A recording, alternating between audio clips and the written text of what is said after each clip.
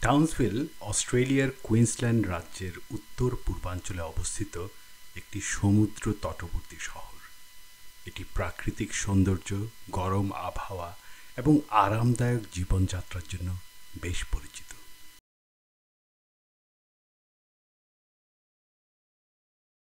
সড়ক পথেও টাউন্সভিল যাওয়ার বেশ সুযোগ সুবিধা রয়েছে, কিন্তু আকাশপথে যাওয়াটাই অনেক সুবিধাজনক। ব্রিসবেন থেকে মাত্র 2 ঘন্টার ফ্লাইটেই টাউন্সভিল পৌঁছানো যায়। কিছুদিন আগে আমি ঘুরে এলাম এই প্রাকৃতিক সৌন্দর্যের লীলাভূমিতে।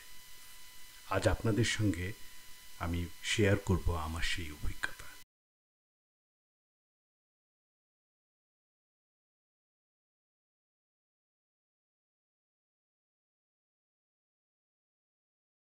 টাউন্সভিলে রয়েছে আন্তর্জাতিক বিমানবন্দর, যেখানে বিভিন্ন দেশের বিমান ল্যান্ড করে থাকেন।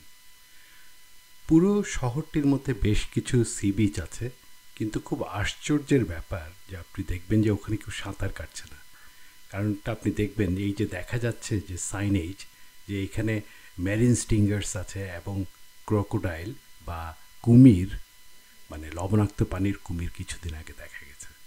ফলে সাঁতার কাটাটা বেশ বিপজ্জনক। টাউন্সভিলে দেখার অনেক কিছুই আছে। তার মধ্যে Magnetic Island, the Strand, Reef Headquarters এবং ক্যাসকেডার্স ন্যাশনাল পার্ক। কিন্তু সময় স্বল্পতার কারণে আমি শুধু ম্যাগনেটিক আইল্যান্ডেই যেতে পেরেছিলাম।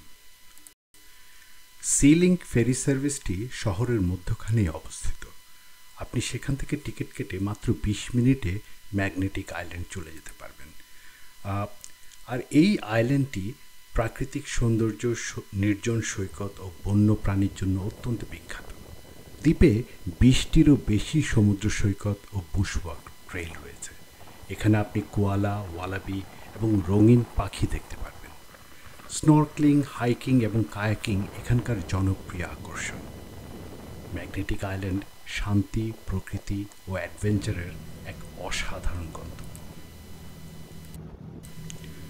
ওই যে দূরে ম্যাগনেটিক আইল্যান্ড দেখা যাচ্ছে।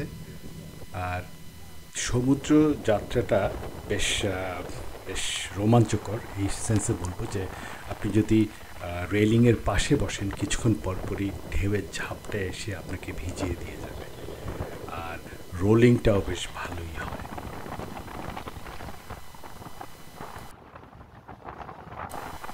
আগেই যেমন বলেছি, ম্যাগনেটিক আইল্যান্ড পর্যটকদের কাছে একটি তীর্থস্থান।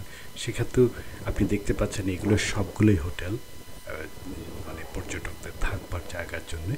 এবং ওখানে আপনি বেশ নিরিবিলি পরিবেশে, শান্ত প্রকৃতির মাঝে বেশ কিছুদিন সময় কাটাতে পারবেন।